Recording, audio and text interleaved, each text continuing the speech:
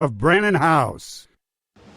Colonel Rob Maness has a lifelong record of providing dedicated service to this nation. Having worked his way up from the enlisted ranks to full colonel, he served our country for more than 32 years.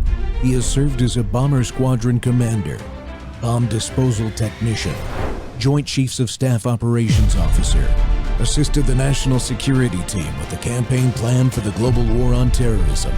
He authored the first theater nuclear war plan and served as the Vice Commander of America's largest airborne intelligence wing. Colonel Rob Maness is a true American hero.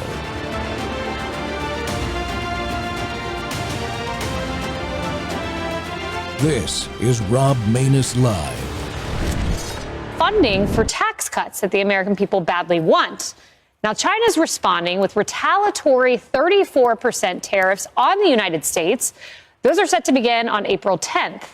Meanwhile, House Democrats, this is interesting, are trying to stand in the president's way with a vote to undo his national emergency declaration, that order that will give him tariff authority. But this newfound hatred of tariffs from the left stands in stark opposition to what Democrats were saying in the past. Roll the tape. In terms of tariffs, I think it's interesting to note that the average U.S. MFN tariff on Chinese goods coming into the United States is 2%, whereas the average Chinese MFN tariff on U.S. goods going into China is 35%. Is that reciprocal? What they have said is that we need to not worry about manufacturing in America, because what we should establish is a policy of unfettered free trade. We don't need tariffs. What we need is to allow corporate America the freedom to throw American workers out on the street. We had a tire case in which they were flooding us with cheap domestic tires or cheap Chinese tires. And we put a stop to it. And as a consequence, saved jobs throughout America. Emily, the context to that Obama soundbite is that he implemented, oh, wait for it, tariffs on China. I believe they were to the tune of 35%. So, oh, how interesting how you just have this. Tariffs and trade barriers, Trump's strategy to rebuild American strength. That's the subject of our Training Tuesday this week. And the Rob Maness Show is live on World YouTube, our X Spaces simulcast, Rumble, YouTube, Truth Social Plus, Amazon Fire, Apple TV, and Roku. Well, fear, intentionally overblown fear in order to induce instability in the American economy is what legacy media reporting and the so-called experts are attempting to do in order to derail President Trump's Liberation Day tariff and trade barrier removal program. That's what I call it, the removal program. I know what you're thinking. We, the people, are a lot smarter now and much more informed about the realities of today's false narratives than to fall for that, right? Well, unfortunately, I don't think that's really the case. And when combined with monetary and economic policies that have been put in place by prior administrations, things like the stock market volatility we saw right after the tariffs were announced can and do happen. Does that mean we're going to see another Great Depression? Will jobs evaporate, leaving families destitute again? I don't think so, but as the president has been very clear about, there's going to be some bumps in the road in the short term at a minimum. What are the steps the Trump team can take to ensure our success with the strategy?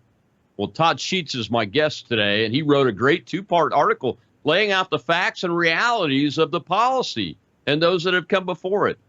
After leading the Raymond James real estate investment banking practice, he retired to focus on investing, economic history, psychology, and writing, and I think a little bit of music in there. Todd's the author of the newsletter On Wealth and Progress that's currently available for free of charge on Substack, and of the book 2008, What Really Happened. Todd, welcome to the Rob Maness Show. Delighted to be with you. Thanks for having me.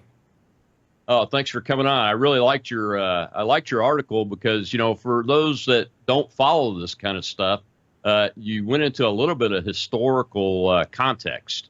And I guess my first question is, are we really in danger of falling into another Great Depression or even a depression at all because of the Trump trade policies?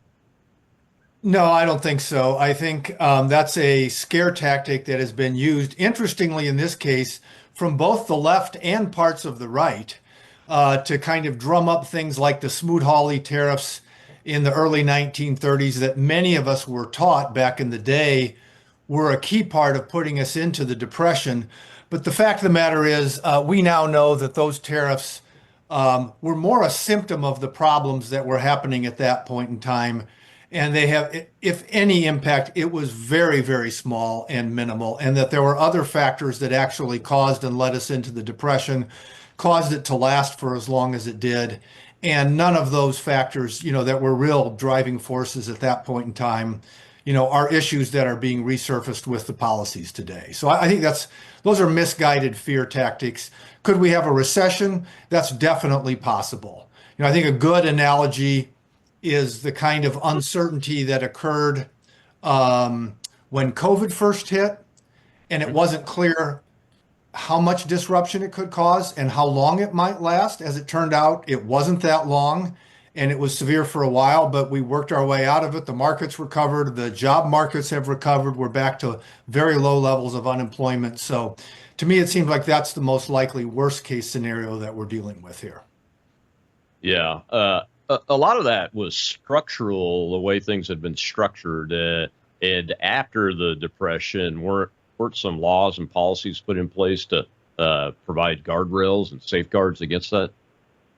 Yeah, they were. And the fact of the matter is, there was two aspects to the Depression. Most of us have learned about the domestic depression and have learned to think about it as a U.S.-based domestic issue. The fact of the matter is, it was an international phenomenon. And so if you look at the international side of the equation, the real cause of the Depression are the things that we're now trying to finally address here, which is for different reasons, but in back going into World War I in the early 1910s and continuing through the 1910s, when Europe became engaged in that, they became involved in massive deficit spending. That deficit spending on the war led to significant inflations of their currencies, which moved their currencies out of whack in terms of international trading, and significant debts that they incurred, mostly to us, that they weren't able to repay. And they spent the next 10 years in a series of failed and misguided policy initiatives to try and resolve those problems, none of which worked. And as a result of that, those problems finally caused the collapse of the international monetary and financial systems in the early 1930s, beginning around 1930, as a matter of fact. And so, that's really where the international problems came from, was these massive deficit spending on the part of primarily Germany, France, and Great Britain. It led to massive inflations, which distorted their currencies. And then it led to massive borrowing that they couldn't afford to repay. And those kinds of problems, for different reasons, are ones that we're trying to address and resolve right now. The second part of it was on the second domestic cause really came down to the failure of the Federal Reserve, which had just been created in 1913 to provide the liquidity to the system in a time of bank panic that it had been created to provide. And because it didn't do that, the bank panic spread and went on for 3 years, by the end of which roughly 40% of the banks in the country had failed. And that was really the primary driver of what happened domestically. And those issues have been addressed with things like deposit insurance. And even the Fed has learned the lesson of their mistakes at that point in time and have shown that they're ready to step up and provide liquidity when needed in times of crisis now. Yeah. Well, one of the interesting things about when the president announced the tariffs and the day they went into effect is that he ran on this. He got elected on this. This was a big part of his campaign. So when I voted for him, I was thinking about it. I want to get things set right on the trade issue, but especially on the manufacturing issue. But the stock market acted like it was out of the blue. Is there something about the stock market today that that enables that to happen? Because I wasn't surprised that it went down. I was just surprised that it created that cliff that happened the first day or so, and then it started coming back up and everything. Well, what's going on with that? Yeah, I think there's two factors there. One is stocks are very highly priced relative to historical standards of value. And that is a function directly of the easy money policies that the Federal Reserve has employed for the past 20 plus years.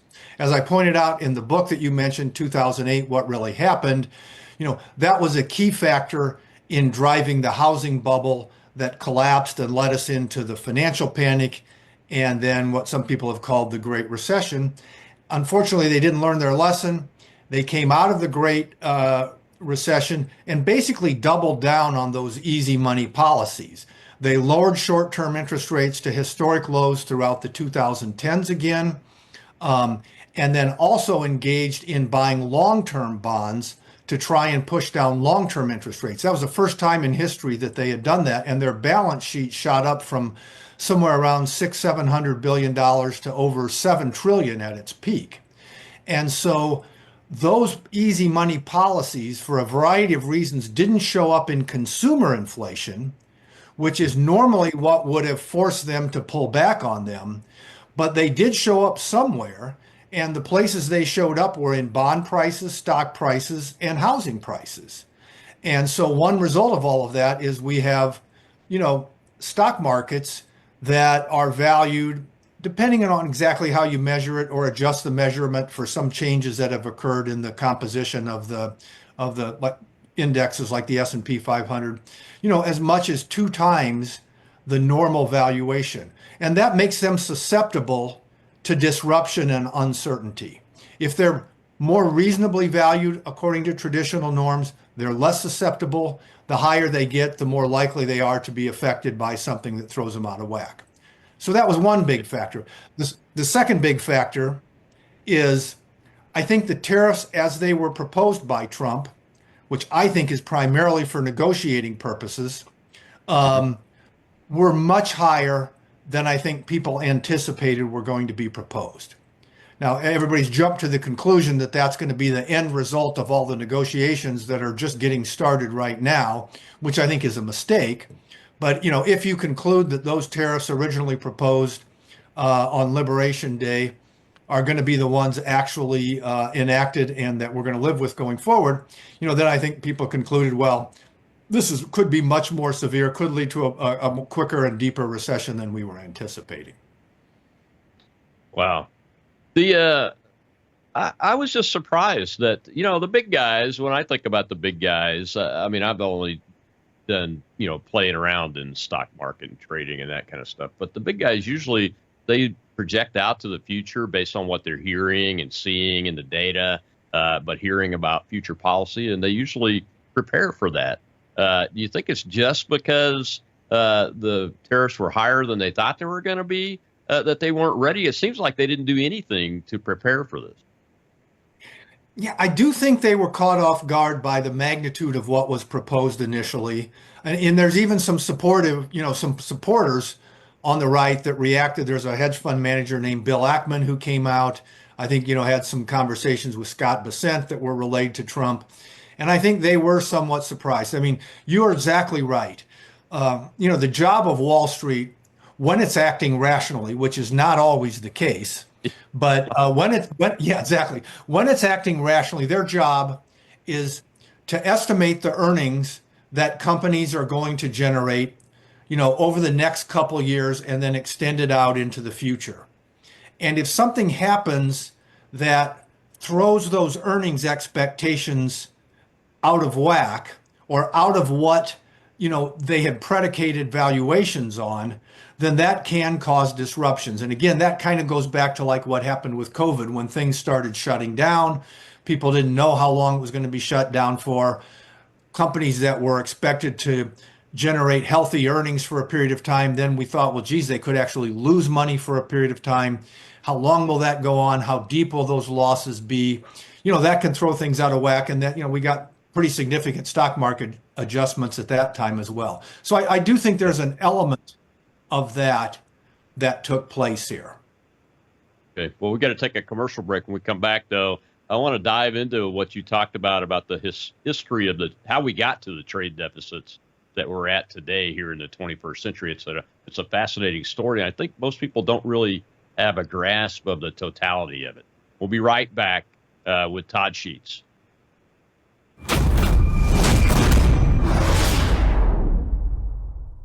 Hello, I'm Brandon House. Is the government tracking you? Do they have access to all your data? Well, if you go to worldviewtalk.com, you'll find out about a cell phone company that, well, does not store your data. They don't do that. This is what they're known for. They don't store your data. You have privacy. You're not being tracked. That's why a lot of folks are turning to worldviewtalk.com. You'll find their prices are very competitive. All the details are there at worldviewtalk.com. Again, worldviewtalk.com. Oh, while you're there, not only do they have cell phones that aren't tracking you, you can find out about how to get a satellite phone. Should the whole system go down and you want to communicate with a family member or loved one, you might want to have a satellite phone. Or how about their solar generators? They have great solar generators. Check them all out right now. Worldviewtalk.com, worldviewtalk.com.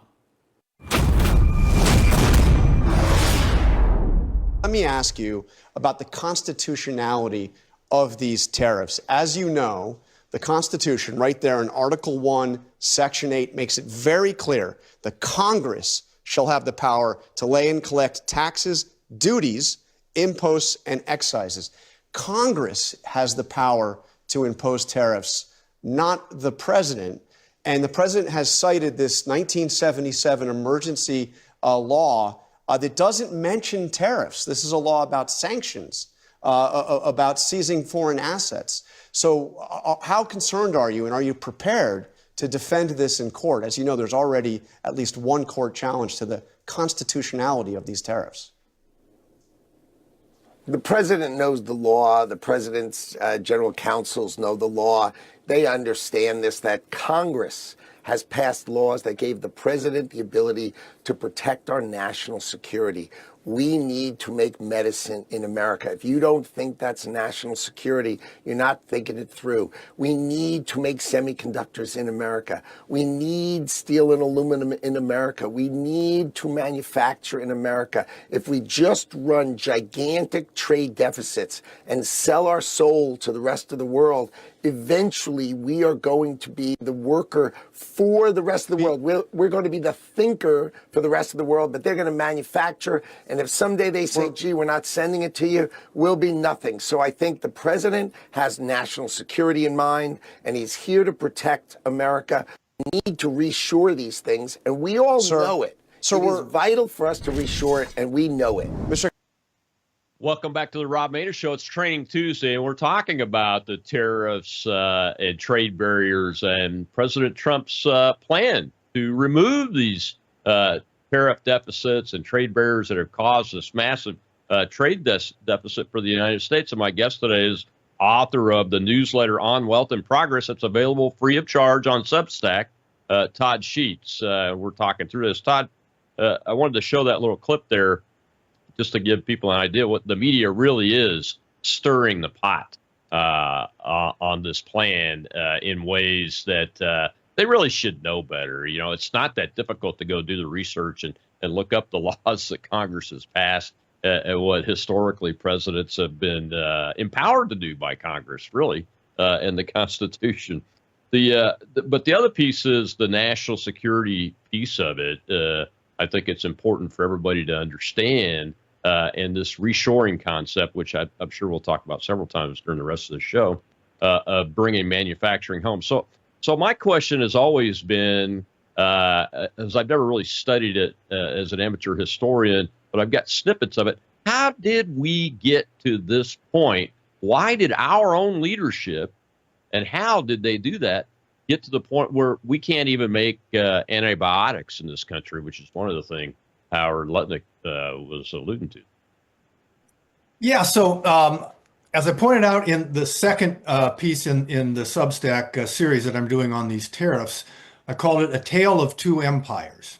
And, if we were to break it down, in the simplest way, I think we could say we won the Cold War against the Soviet Union in large part because we recognized that if we isolated their dysfunctional command and control communist economy, that eventually, especially if we pushed them on it, like Reagan did in the 80s with the defense buildup and the changes that unleashed economic growth here in America, eventually they would fall on their own economic sword, or the failure of their own economic sword. And that was a critical insight that, created one of the greatest victories in history. Winning a battle the magnitude of the Cold War without, as Margaret Thatcher put it, having to fire a bullet was enormous. Yeah. Well, the Soviet Union finally collapsed in 1991. So we took a very different approach with China. So you might say we won the Cold War by isolating the Soviet Union with their dysfunctional economy, and we have lost the trade war because instead of isolating, we've tried to absorb China's dysfunctional, centrally planned economy into the world economy.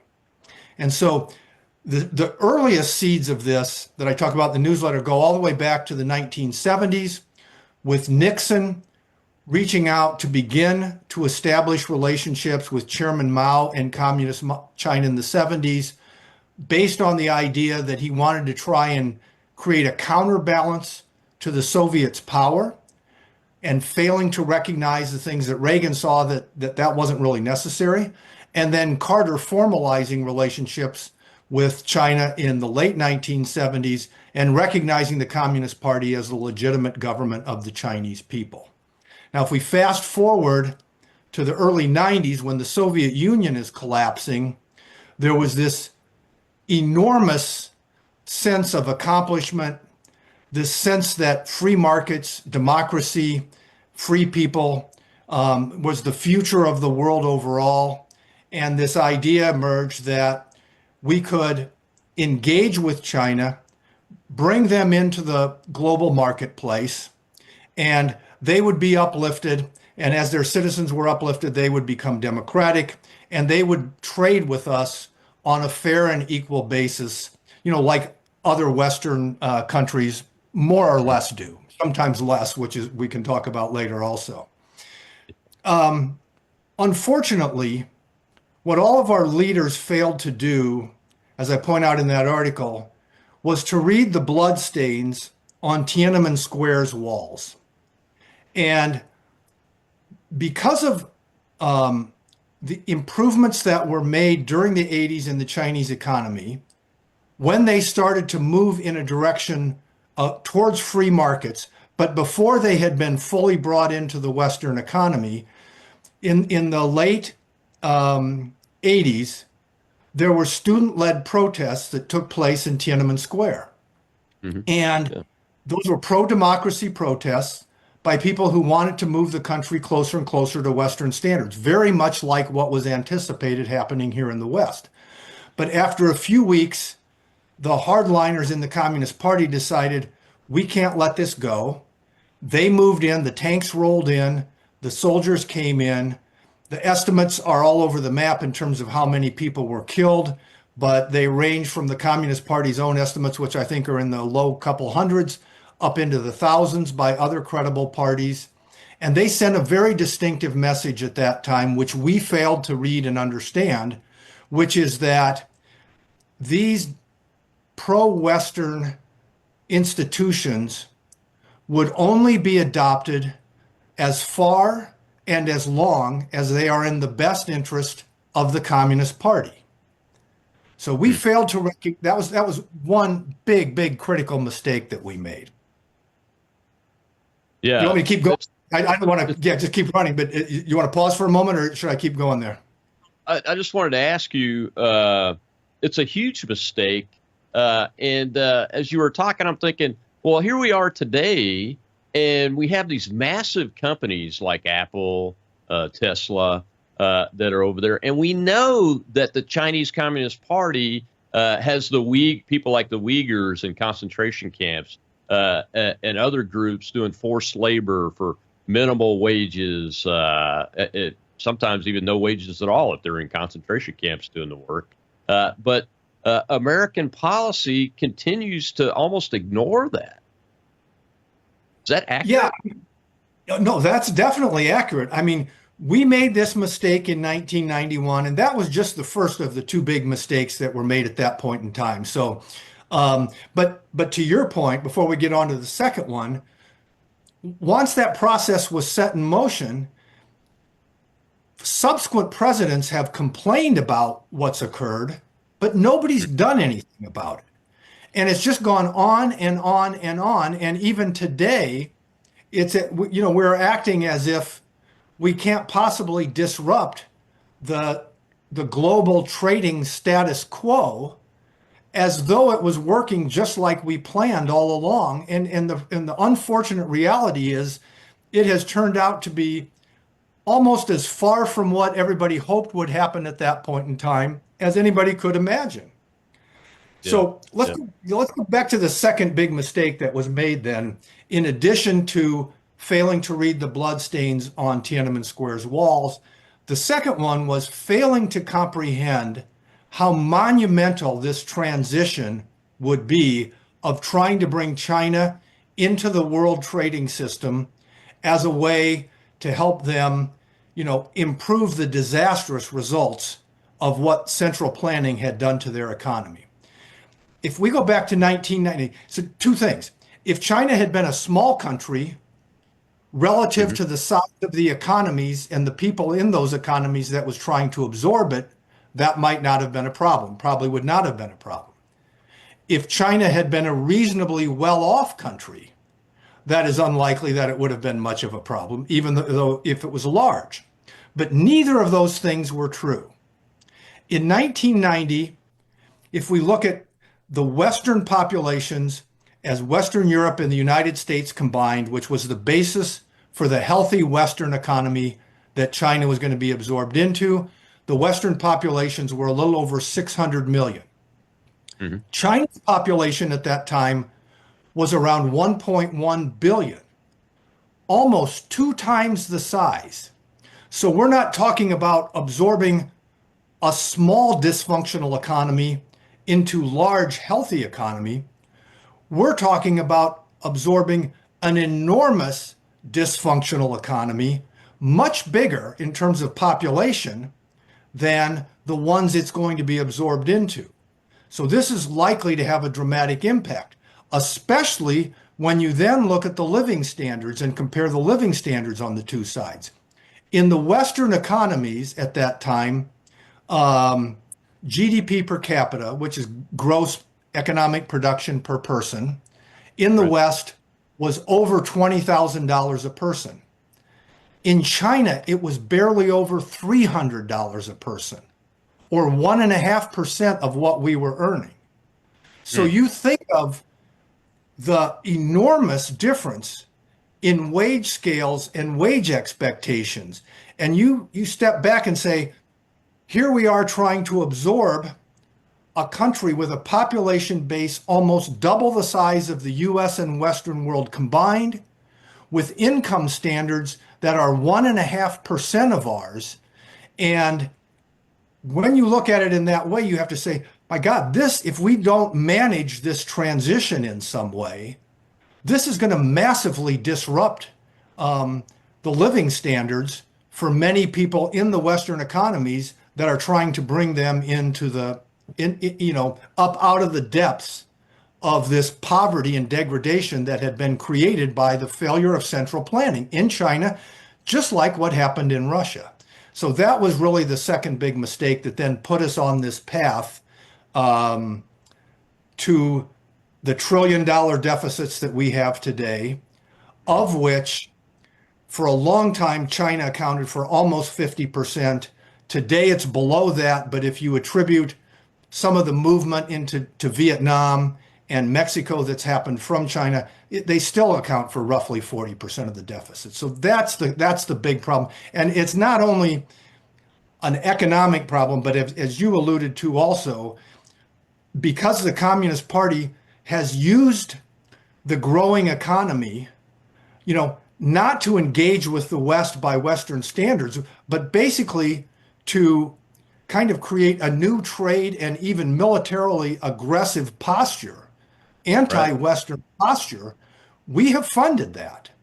And as you said, for 30 some years now, we've watched all of that happen without doing anything about it. And we've got to do something about it, because the longer we contribute to the growth of their economy relative to the size of our own, the more we are just funding our opponent in this geopolitical economic confrontation that we're involved with right now.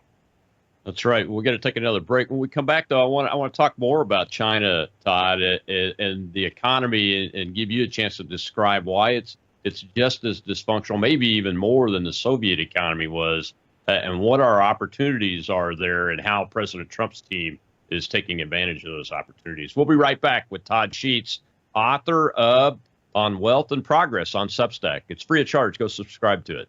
We'll be right back.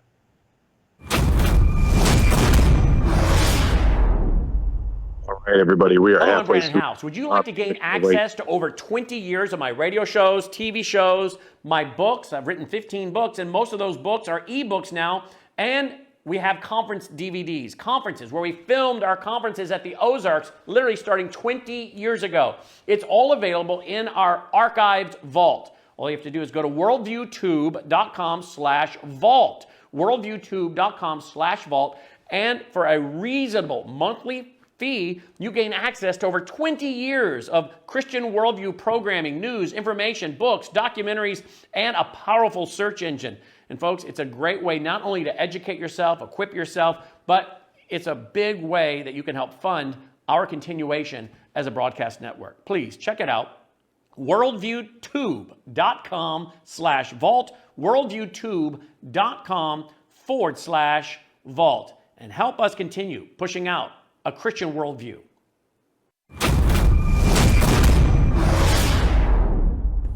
What I want to say is I think that we underestimate the difficulty, as you said, that China is in. So I'll just give you a couple stats. Together, America and China represent almost half of world GDP. But underneath the covers, what we keep forgetting time and again is America is the market that matters. China has an aging population. They have a very difficult case for foreign investment. In fact, foreign investment in China has fallen off of a cliff. They have very murky rules on IP, and they have a very difficult economic forecast if they shrink.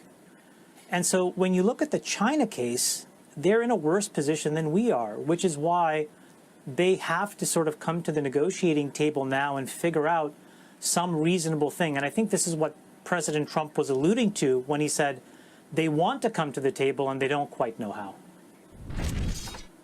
Now, welcome back to the Rob Maness Show. It's Training Tuesday, and we're talking tariffs, the trade barriers that President Trump is trying to level out and get removed so that the United States once again takes its rightful place as, if not the powerhouse, a major powerhouse on the economic system of the entire world, and our workers get the opportunity to have good, solid, long-term, good-paying jobs right here at home as part of a manufacturing base that really, quite frankly, existed pre-World War II, allowed us to win World War II, was that enabler that those manufacturers were there, but don't exist now.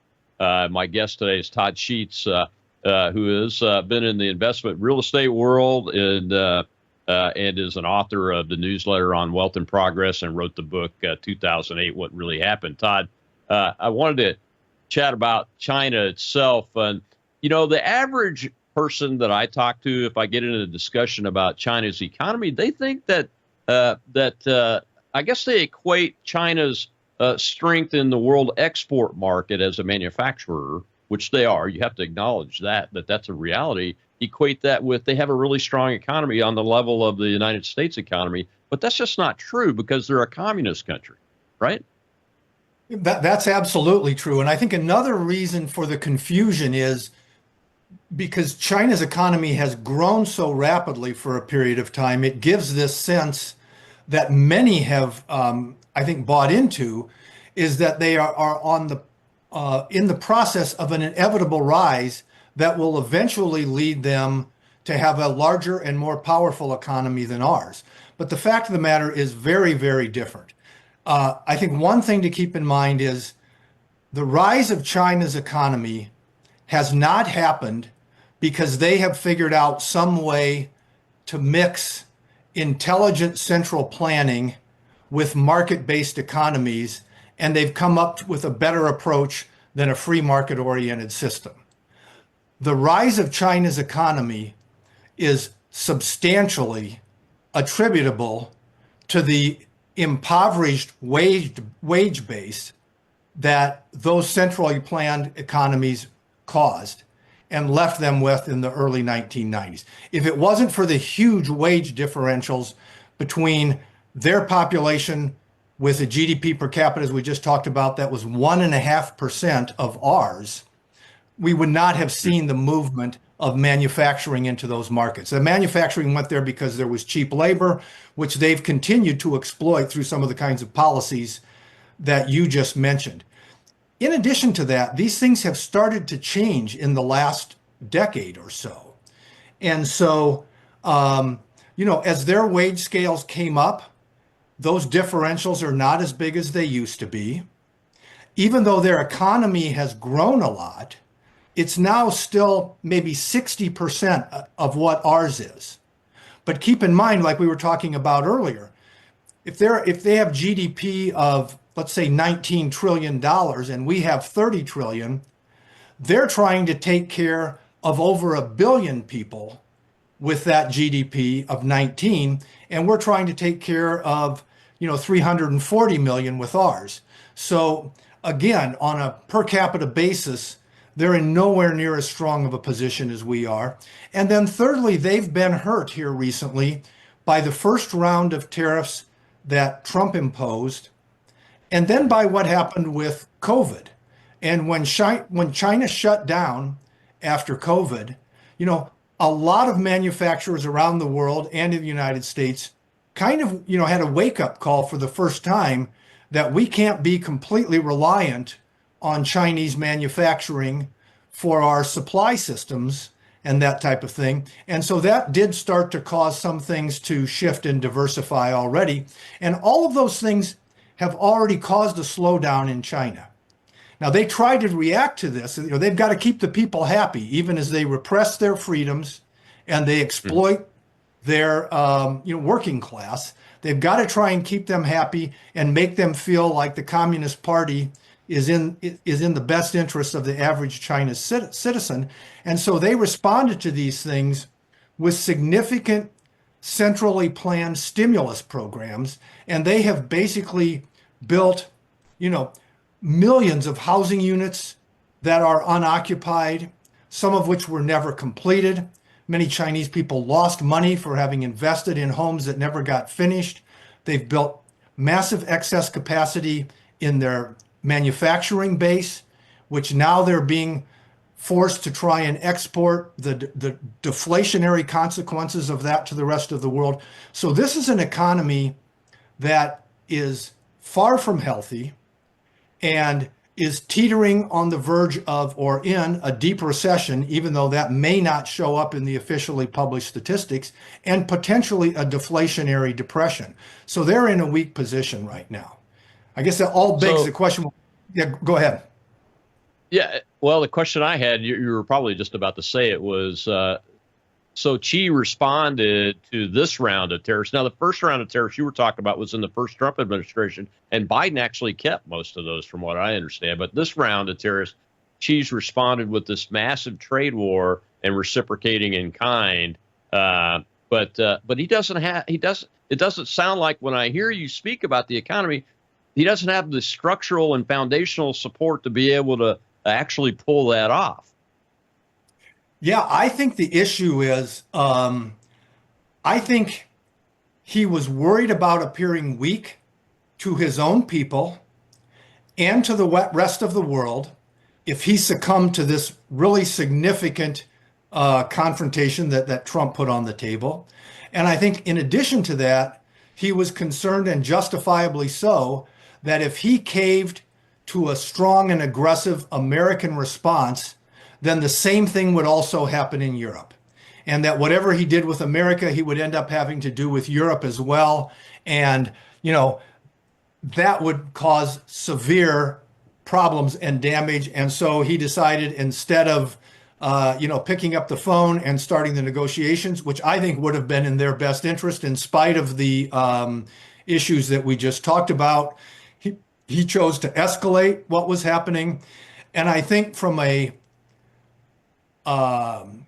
global strategic perspective, even though that may cause us a little bit more pain in the short term, I think that actually played into our best interest, because I think rather than reaching a quick deal and renormalizing things with China, I think the best thing for us is to engage in policies that help isolate that economy and force that country to deal with the dysfunctions of the model that they operate under, instead of helping them alleviate those dysfunctions by continuing to let them participate, in the free market economies of the West, which have been pulling them up for so long here.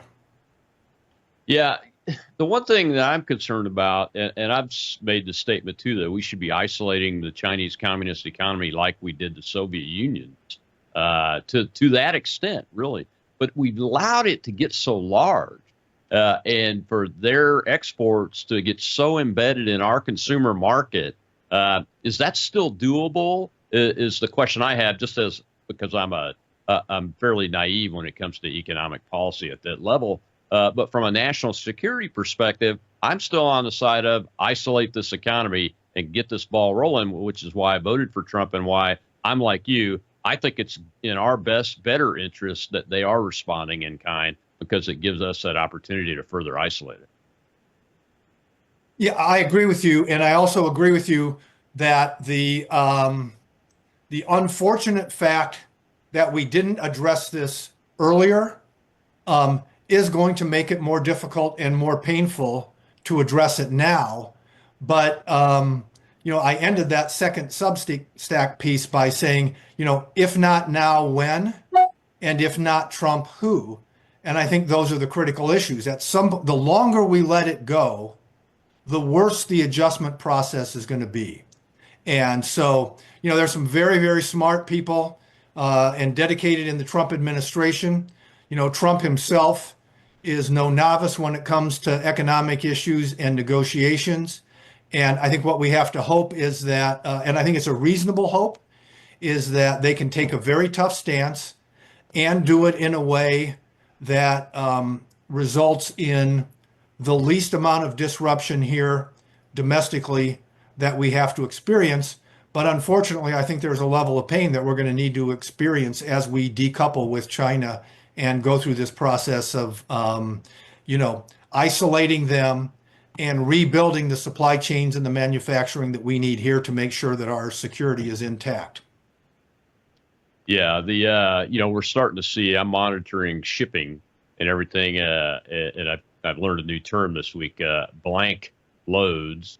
So we're monitoring that, and eventually the cargo, the cheap goods cargo coming to the United States that we're so used to being able to buy is going to dry up if this continues to go on. And I think that's where, when the president and you and I talk about the short-term pain, that's where it's going to be felt the most. Unfortunately, it's going to be felt by large portions of the population that depend on being able to buy, a cheap baby buggy or a car seat or, those kind of things that we've had embedded in our markets all this time. And it even goes down to meat and those kind of things now, because China's been able to purchase a lot of the meat manufacturing in the United States. Well, when we come back, I want to get into this reshoring concept, because that's a big reason why I supported this plan under the Trump administration, is to bring manufacturing home and see if we could set the realistic expectations on that from a timing and what type of manufacturing perspective. And then I want to talk about Europe, our European allies, the countries that are either making those phone calls to the president or not making the phone calls, and what the impact that's going to be on the overall plan and vis-a-vis China. We'll be right back with Todd Sheets. We're talking tariffs and trade barriers.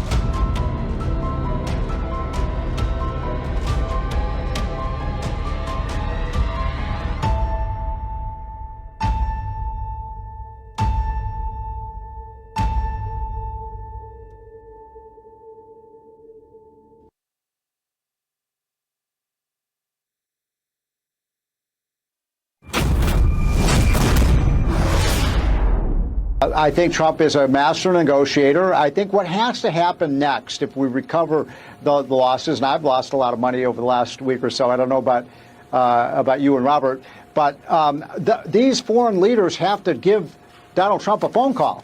Sandra, it's very simple. And they have to say, look, we're ready to sit down at the bargaining table. We're ready to bring our tariffs down. That's the right thing for them to do, Sandra. Their tariffs are 2, 3, 4 times higher than ours are. I think Trump is ready to negotiate. And at the end of the day, if he can win, and look, Robert, I understand what Robert's saying is a very risky strategy, but I think it'll work out. And if it does, I really believe in the end of the day, we could have freer and fairer trade that will benefit everyone. But I'm sick and tired of these foreign leaders saying, oh, how dare Donald Trump start a trade war when these countries have tariffs that are multiple times higher than ours are, Sandra. Welcome back to the Rob Maness Show. We're talking about exactly that, tariffs, trade barriers. And my guest today is author and former real estate investment expert, Todd Sheets. And Todd, that right there is what Steve Morton said about our other countries making the phone call.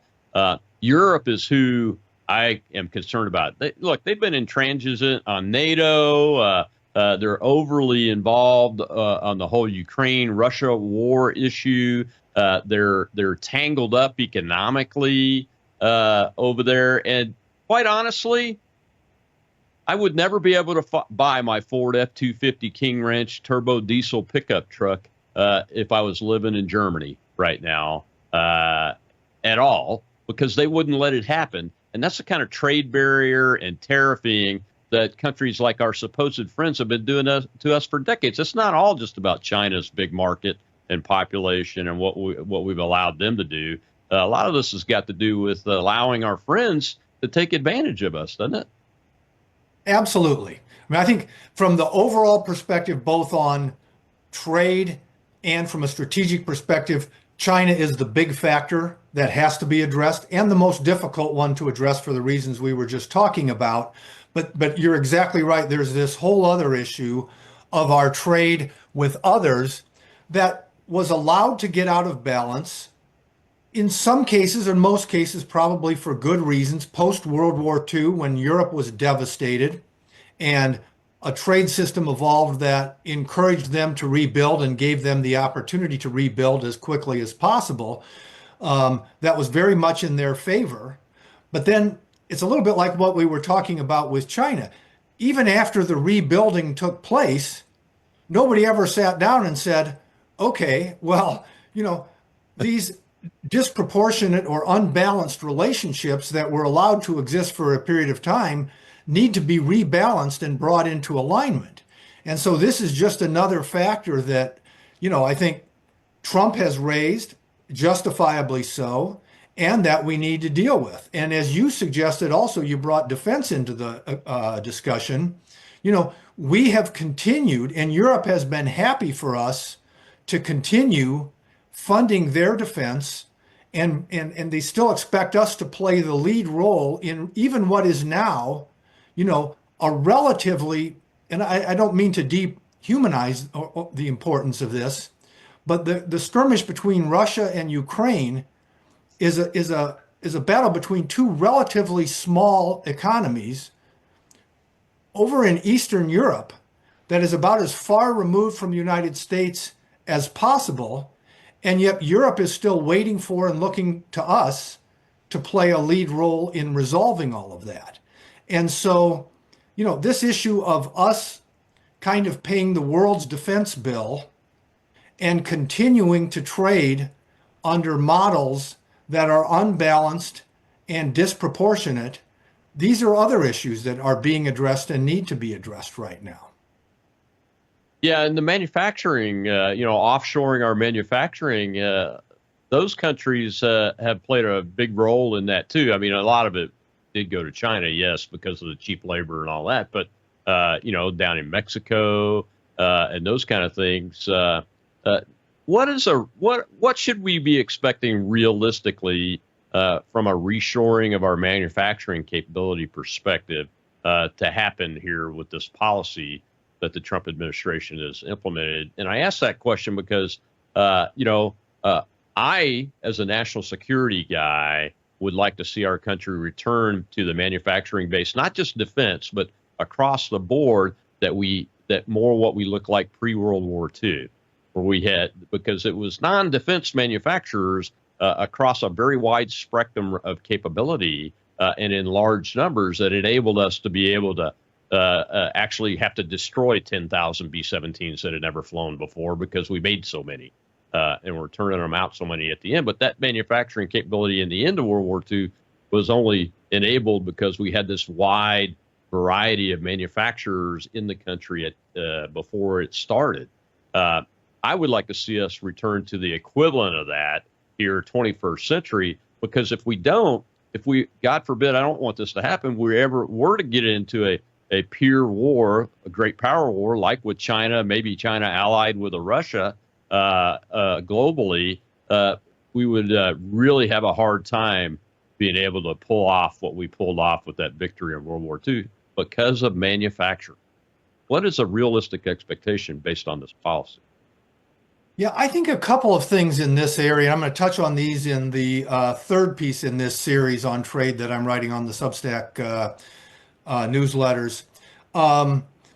There's a strategic element to what's happening, which is what you're addressing very much. Do we have the manufacturing base to produce the weapons, the ships, the drones, the technological military things that we need to be able to protect ourselves and our allies from a potential future war that involves us? That's an enormous issue. Do we have access to the mineral resources and those kinds of things? So I think that has to be a focus and one of the objectives, and everything that I hear about, the direction that they're going with all this, I think it very much will be. I think if you move beyond that, it starts to get a little bit more difficult because economies and economic models are always changing. And if we went back to the 1800s, early 1800s, 90 or 95% of the population worked on farms. Nobody knew what was going to happen. If we had said, there's going to be this massive industrial revolution, it's going to wipe out 90% of those farming jobs, and 100 years from now, only 10% of the people or something like that would be working on farms. My God, you'd think it would be a disaster. And we never could have anticipated, at that point in time, that by the early 1900s, something like the automobile, which hadn't even been invented, would be out there and creating enormous jobs for Americans. Or that, we were on the verge of creating a whole entertainment industry around things like radio and motion pictures and television. And so it's very hard to anticipate exactly where the economy will go and where the jobs will be that will provide the best opportunity to people. So my view on these issues is more along the lines of, let's look strategically at doing what we need to from a military perspective to make sure we can protect ourselves. And then let's balance out the playing field with all of our trading partners, including primarily Europe, which is where the biggest trade, and Japan, where the next largest trade deficits are after you get past China, Mexico, and now Vietnam, interestingly. Let's level out that playing field so that the jobs of the future that are created by AI, continued technological expansion and development, the growth of the entertainment industry, wherever those jobs are, our people are at least on an equal playing field with the rest of the free world that we're trading with.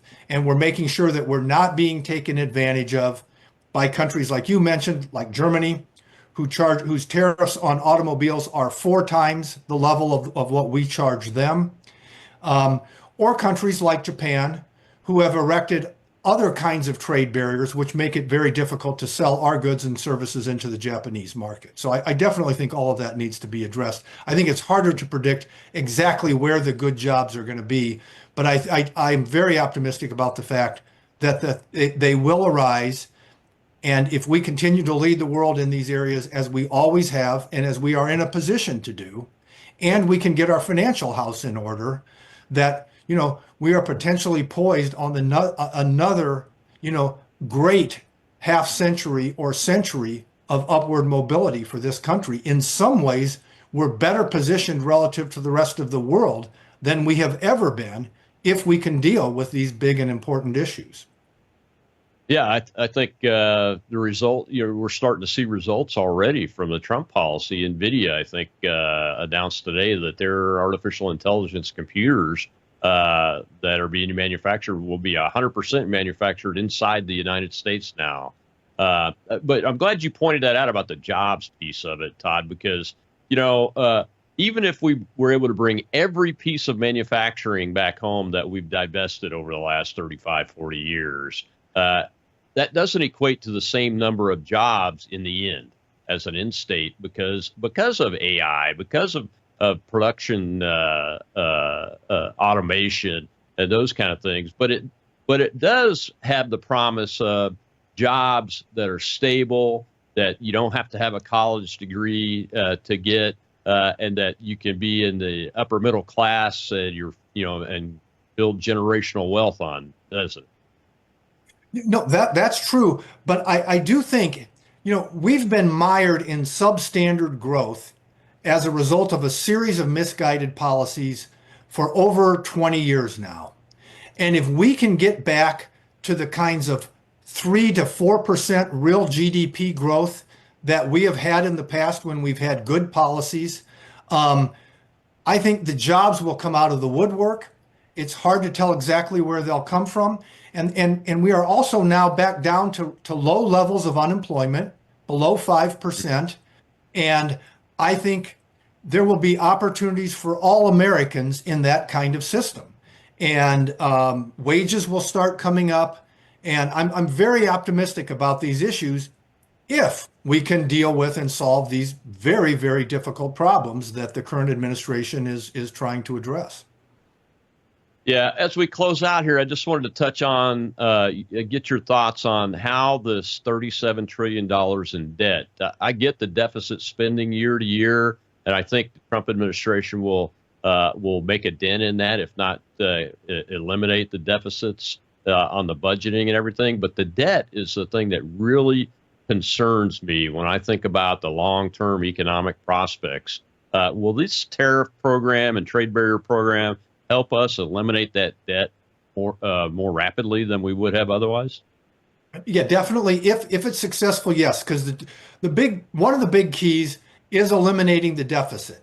So let's just say you have debt to GDP is 100% and the deficits are 6%.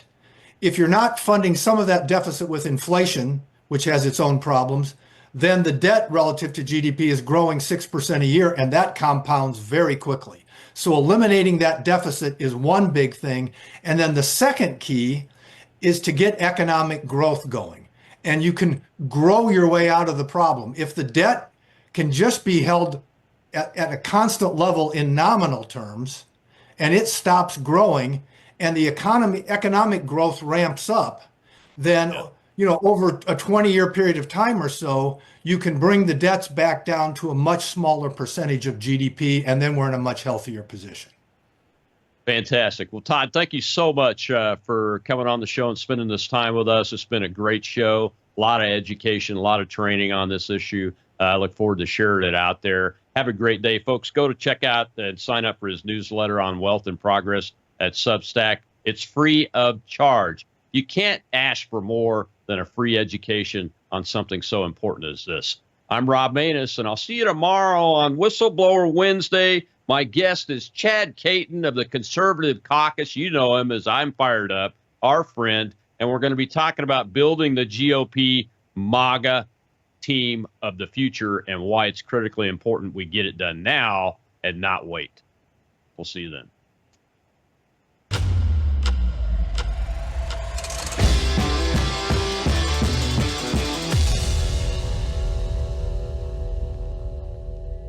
You are watching Worldview 2, built on the 35 years of Worldview books, documentaries, research, high-profile interviews, and the radio and television broadcasts of Brannon House.